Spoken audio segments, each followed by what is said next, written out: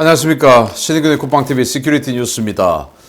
북한이 돈이 떨어졌죠. 돈이 떨어지다 보니까 이 국내에 있는 돈주들 또는 간부들이 가지고 있는 돈을 어떻게든지 뜯어내려고 노력을 하고 있는데, 그래서 뺏는 것도 있고, 어떤 경우에는 이거 자본주의적인 저희들 생각에서는 거의 간부들 대상으로 장사하는 이런 모습도 있는데 참 기가 찹니다.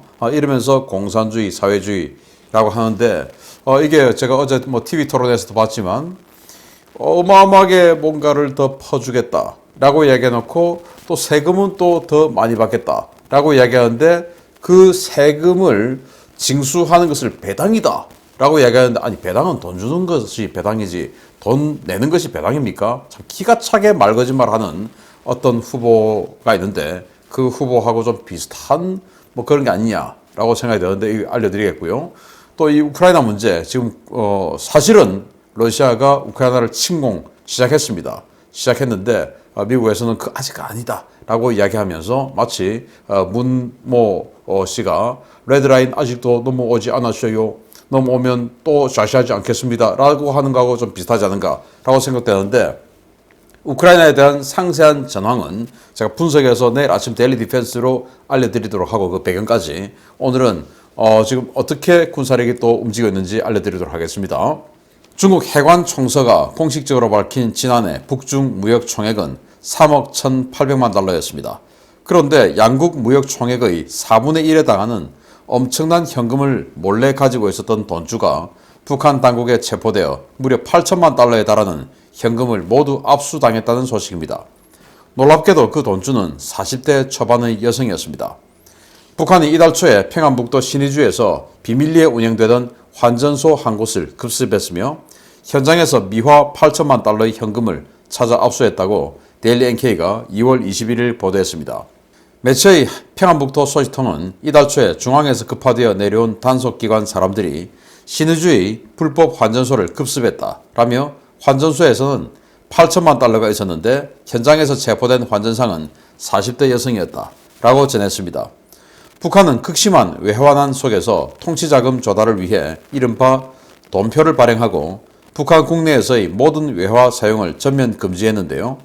이 돈표는 쓸 수 있는 곳이 거의 없어서 국가기관과 거래하는 각 기관과 기업소, 개인들은 대금으로 받은 돈표를 환전소에 가져가 액면가보다 훨씬 낮은 가격에 팔아 외화로 바꿔 사용하는 경우가 부지기수로 일어났습니다. 환전상들은 액면가보다 낮게 사들인 돈표를 이용해 국가기관에서 수입품이나 휘발유, 경유 등 현물을 구매해서 이를 다시 시장에 되파는 수법으로 막대한 이익을 챙겨왔는데요. 북한 당국은 이런 환전상들이 당국의 외화 흡수 정책을 방해하는 사실상의 반역자로 규정하고 대대적인 단속을 벌여오고 있었습니다. 이 여성은 보위부 고위 관계자들과 긴밀한 관계를 맺고 북한 내부에서는 물론 압록강 너머의 중국인들과의 거래도 활발하게 진행하며 막대한 재산을 모은 것으로 전해졌는데요. 외화 고갈로 달러와 위안에 대단히 민감한 반응을 보여왔던 북한 당국이 과연 이 여성에게 어떤 처벌을 내릴지 북한 주민들의 관심이 신의주로 쏠리고 있습니다. 야, 개인이 8천만 달러를 현금으로 가지고 있다가 뺏겼다라는 거예요. 8천만 달러. 와, 1,000억 원. 이게 이 8천만 달러 뿐이지 아니면 다른 부동산들 또는 다른 현물이 있는지는 모르겠으나 어쨌든 현금 8천만 달러를 뺏었다라는 겁니다. 자, 이게 북한이 화폐를 발행해서 뿌리면 통화량이 급증해서 인플레가 또 생기니까 그러지는 않고 돈표라는 이른바 상품권 같은 걸 발행해서 그걸 가지고 이제 상품권 또는 채권 같은 게 되겠죠. 그걸 가지고 국영기업소 국가와 거래하는 이 돈으로 사용해라 라고 지시를 했는데, 그렇게 해서 월급이나 또는 구매 대금이나 이런 것들을 돈표로 이제 받은 사람들 또는 기업들이 많죠. 그런데 이거 가지고 쓸 수 있는 게 딱히 없어요. 국가와 거래하는 데서는 사용을 하지만 이걸 가지고 시장에서는 사용이 잘 안 되는 겁니다. 그래서 환전상에게 가서 이걸 현금으로 바꾸는데, 예를 들어서 환전상에 팔 때, 예를 들어서 뭐 백화점 상품권이나 이런 것도 우리 환전소에서 바꾸면 조금 디스카운트가 되지 않습니까? 그런 것처럼. 그런데 여기는 엄청나게 디스카운트, 절반 가격, 이 정도로 이제 쳐주면서 돈을 받는 것이죠. 그걸 가지고 이제 시장에서, 장마당에서 거래를 하게 되는 것인데, 이 환전상들은 이걸 절반 가격 정도, 액면가의 절반 가격 정도에 매입을 해서 그걸 가지고 가서 액면가대로 정부로부터, 즉 북한 당국으로부터 연료, 기름이나 뭐 이런 것들을 사는 겁니다. 이걸 다시 이익을 붙여서 미간에게 또 파는 겁니다. 그러니까 절반 가격에 산 걸 또 그걸 가지고 대량으로 도입해가지고 이걸 또 다시 마진 붙여서 하니까 완전히 돈 놓고 돈 먹는 게임이 돼버린 겁니다. 그러다 보니까 40대 초반의 여성이 8천만 달러의 현금, 그것도 외화 현금을 가지고 있었다. 그가 가지고 있었던 이 돈표까지 계산하면 훨씬 더 많겠지만 외화만 8천만 달러였다. 그러면 이 사람이 가지고 있는 자본이 거의 뭐 수천억 원에 이르겠죠. 이런 사람을 이제 잡았는데, 북한이 작년에 평양에서 잡은 환전상을 공개 처형했었습니다. 그런데 지금 현지에서 흘러나온 이야기는 이 여자는 한 3개월 노동 단련대형 받을 것 같다 라는 그런 설들이 나오고 있다는 거예요. 그 말은 이 여성이 엄청나게 고위층하고 커넥션이 있는 것이 아닌가라는 것이고, 이번에는 이 조중 합동 단속이었다. 그래서 이 여성과 중국 단둥에 있는 또 이 파트너가 있는 거예요. 그 중국인이. 그 사람도 중국 공안에 체포되었고, 같은 시간에 그 중국 공안에 체포되는 그 시기에 이 여자도 체포가 됐다. 그래서 이제 8천만 달러를 압수를 했는데, 정말 전격적으로 8천만 달러라는 어마어마한 돈을 북한 당국이 이렇게 생겼으니까 이거 가지고 또 미사일을 쏠지 아니면은 아주 고위층 몇 명이 나눠 먹을지는 알 수 없으나 어쨌든 뭐 대단한 수입이 생겨버렸네요. 우리로서는 또 불행한 일입니다. 왜? 생명 연장이 되니까. 두 번째, 또 어떻게 돈을 뜯어내나 보겠습니다.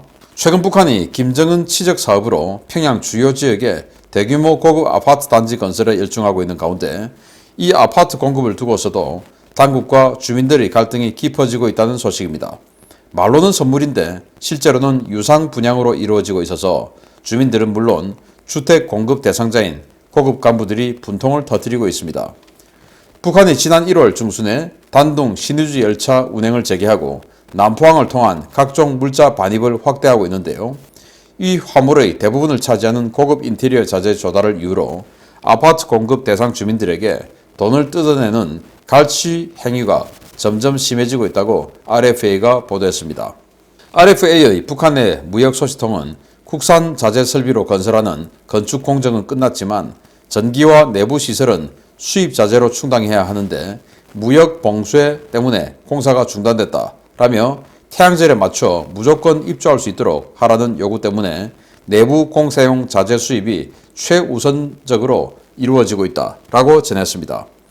문제는 일부 당 자금으로 시작되었던 인테리어 자재 수입 사업이 예상했던 것보다 더 많은 비용이 들어가자 당국이 입주 대상 주민들을 대상으로 이른바 충성자금 상납을 요구하기 시작했다는 것인데요. 당국은 평양 각 구역인민위원회와 기관, 기업소에 새 살림집 내부 공사를 위한 충성자금 수금 과제를 부과하고 주민들을 대상으로 돈을 뜯어가고 있습니다. 문제는 그 금액이 평양의 지도층 인사들도 감당하기 어려울 만큼 크다는 것인데요. 당국은 도배와 장판, 내부 장식, 조명은 물론 TV와 냉장고, 세탁기 등 가전제품을 풀옵션으로 갖출 것을 요구하면서 입주 세대 하나하나에 적게는 수천 달러에서 많게는 수만 달러씩 요구하고 있는 것으로 전해졌습니다. 평양 시민들은 새 아파트를 과학자와 기술자, 국가 공로자 등 국가에 대한 기여도가 높은 사람들에게 공급하겠다던 당초 약속과 달리 새 아파트가 돈 있는 사람들만 입주하는 아파트가 됐다며 분통을 터뜨리고 있는데요. 건설 단계에서부터 주민들의 돈과 자원, 노동력을 갈취해서 만든 이 아파트들, 어쩌면 미분양 사태가 터져 유령 마을이 되는 것이 아니냐라는 관측도 나오고 있습니다. 야, 돈 벌어먹는 방법도 가지가지입니다. 자, 이렇게 집을 지었어요. 여기에 사람들을 입주시키죠. 그런데 여기 입주한 사람들은 중앙당의 고위 간부들, 그리고 이제 과학자, 이런 사람들, 기여한 사람들, 이런 사람들을 여기 넣겠다는 거예요. 이른바 조금 돈이 있는 사람들이죠. 자, 그래서 뭐 우리가 알고 있는 보통 강변의 다락식 주택 이런 데는 정말 높은 사람들이 들어가는 데고 이런 데 이제 적당히 높은 사람들 들어가는 겁니다. 그런데 그 사람들에게 돈을 또 뜯어내네요. 어떻게 뜯어내냐? 자, 여기에 모든 것을 다 세팅해줘. 그런데 우리가 돈이 부족하니 니들이 돈 좀 내.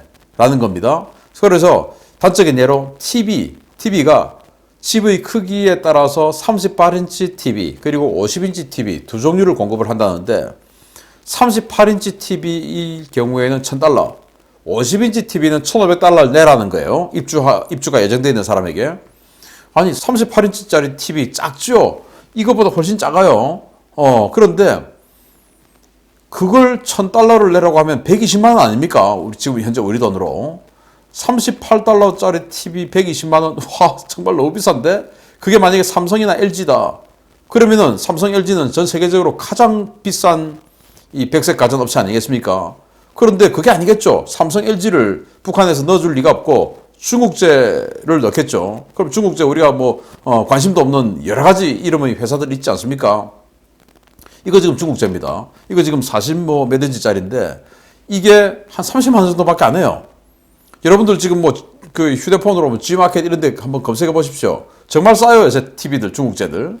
그런데 중국제 38인치를 넣어주면서 30만 원만 받아도 정말 넉넉한 것을 $1,000를 받는다. 나머지 다 남겨 먹겠다 그거 아니겠습니까? 또 50인치도 뭐 30만 원이면 사요. 우리나라 이 시장에서는 이걸 $1,500 받는다. 이것도 남겨 먹겠다는 거 아니겠습니까? 그러면서 뭐 도배, 장판, 또 전등, LED 이런 것까지 전부 다 돈을 지금 다 받아먹고 있다라는 거예요. 그러면은 입주가 예정돼 있던 사람들이 야 너는 지금 뭐 몇 평형이니까 너는 한 $3만 내. 이렇게 되면 $3만 없으면 못 들어가는 거 아니겠습니까? 입주권은 있는데도 들어가지 못한다. 그럼 어떻게 됩니까? 이 입주권을 팔아야죠.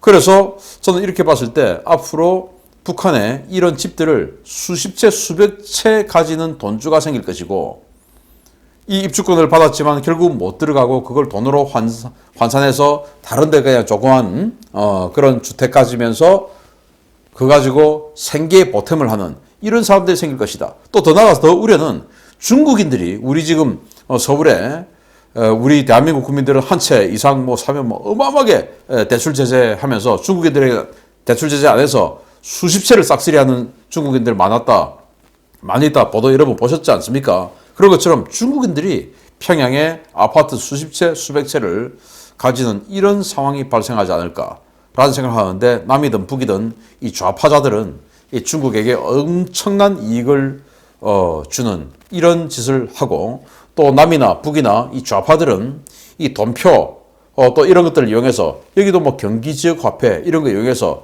아주 수상한 자금이 흘러가고 하는 그런 정황이 있는데 북한도 마찬가지로 이 돈표라는 걸 발행해서 무슨 지역 화폐처럼 엄청난 돈을 땡겨먹는 이런 자들 정말 남이나 북이나 다 박멸해야 되겠다라는 생각을 합니다.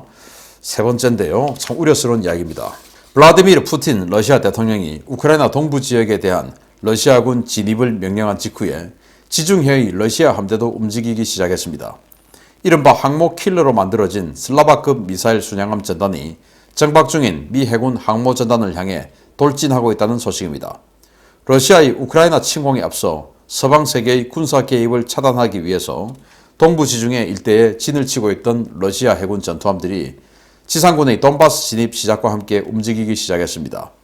현지 시각으로 2월 21일 센티넬 위성 등 오신트 정보를 종합한 결과 지중해 배치 러시아 해군은 돈바스 진입 명령이 떨어지기가 무섭게 각자 계획된 위치를 바꾸기 시작했는데요. 이들은 뒤로 물러난 나토 함대 바짝 접근해서 나토 함대가 동부 지중해 쪽으로 아예 접근하지 못하도록 강력한 차단선을 구축하기 시작했습니다. 가장 주목할 만한 것은 북방 함대에서 증원된 아드미럴 유스티노프 전단인데요. 이들은 지중해에 배치되었지만 휴식을 위해 크로아티아 스플리트 항구에 입항해 있는 미 해군의 해리 S. 트루먼 전단 쪽으로 접근하기 위해 이탈리아와 그리스 사이의 이오니아해 입구로 북상했고 해협 입구를 틀어막고 트루먼 전단을 미사일 사정권 안에 가두었습니다. 현재 애드미럴 유스티노프 전단은 순양함 외에도 애드미럴 고르시코프급 호위함인 애드미럴 카사토노프함, 우달로이급 미사일 호위함인 바이스 아드미럴 쿨라코프함도 배속되어 있는데요. 이들 전력은 자체 화력만으로도 미 항모전단을 상대할 수 있을 만큼 가공할 공격 능력을 갖추고 있는 것으로 평가되고 있습니다. 러시아가 돈바스 침공 일정에 맞춰 함대를 전진 배치한 것은 그만큼 미 해군 항모전단을 강하게 압박해서 서방 측의 개입 여지 자체를 차단하겠다는 자신감의 표현인 것으로 보이는데요. 러시아의 도발에 미 해군 아무것도 못하고 무기력한 모습만 보이고 있습니다. 자, 여기 유스티노프 함인데요.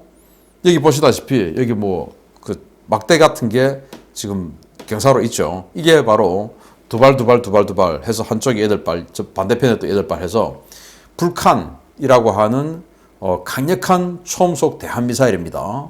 이 불칸 미사일을 이렇게 16발이나 탑재하고 있는 유스티노프 전단, 이 유스티노프 전단은 이 유스티노프 함뿐만 아니고 우달로이급 그리고 고르시코프급 이렇게 세 척의 전투함으로 이루어져 있는데, 우달로이급은 사거리가 90km 되는 단거리예요. 단거리 대한미사일, 그리고 이제 함대공 미사일 장착한 대잠 전문 구축함입니다. 그 외에 고르시코프급 호위함이 타격력이 강한데 여기에는 이제 지르콘이나 야혼트 같은 초음속 미사일 16발을 탑재하고 있기 때문에 그 지르콘 16발 그리고 여기 불칸 16발 탑재하고 있는 이런 장사정 군함들을 이오니아의 또 아드리아해 입구로 밀어 넣었습니다. 지금 어떤 상황인가 하면은 여기 이탈리아의 장화 모양 이 이탈리아 반도, 그리고 과거 유고슬라비아, 지금 이제 세르비아, 보스니아 헤르체고비나 이런 쪽인데, 여기 사이에는 이 바다가 바로 아드리아해입니다. 그리고 이 장화의 밑쪽에 있는 여기가 이오니아해입니다. 그리스 서쪽에 있죠. 그런데 원래 이 그리스 남쪽에 있던 이 유스티노프 전단을 북상 확 시켜가지고 이렇게 해서 아드리아의 입구를 딱 틀어막아 버린 거예요. 틀어막으니까 어떻게 됐냐? 불칸과 이 지르콘의 사거리가 이런 식으로 지금 확장이 돼 버린 거예요. 그런데 미국의 해리 S 트루먼 전단이 이렇게 스플리트항 크로아티아의 입항에 있었죠. 들어옵니다. 들어와서 미사일 사정권에 들어가니까 여기도 좀 대응해야 되지 않습니까? 왜? 항구에 정박해 있으면 아무것도 할 수 없으니까. 그래서 이 항모가 나왔습니다. 나왔으면 어떻게 되냐? 전진해야죠. 전진해서 여기를 다시 밀어내야 되죠. 그런데 오히려 나와가지고 더 북상했었는데 더 뒤로 빼간 거예요. 이게 무슨 바보 같은 미국입니까? 그냥 확 밀어버려야죠. 그리고 지금 나폴리에는 까보르, 이탈리아 항모는 아예 정박해서 나올 생각도 안 하고 있고, 여기는 나와서 지금 이 아드리아의 북쪽에서 전투기 띄우고 지금 섀도우 복싱도 하고 있는 겁니다. 정말 무기력한 미국이 아닐 수가 없는데요.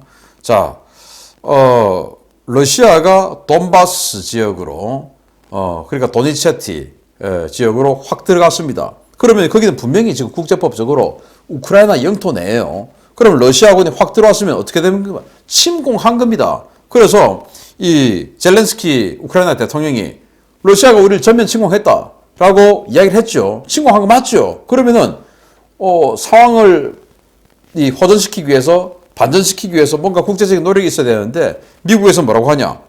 이미 돈바스에 러시아군이 들어와 있었기 때문에 지금 이렇게 더 들어오는 걸 가지고 침공이라고 하기는 어렵다. 이렇게 얘기하는 거예요. 이거 문재인이 한 번만 더 도발하면 가만두지 않겠습니다. 아직은 레드라인을 넘은 것 같지는 않습니다. 라고 하는 것처럼 세상에서 가장 넘기 힘든 게 문의 레드라인이다. 라고 했던 그것처럼 지금 미국이 바로 그 상황이 아니냐라고 생각이 되는데, 정말 우려스럽기 그지없는 상황이고, 이렇게 되면 정말 우크라이나 전체를 러시아가 가져갈 수도 있지 않을까.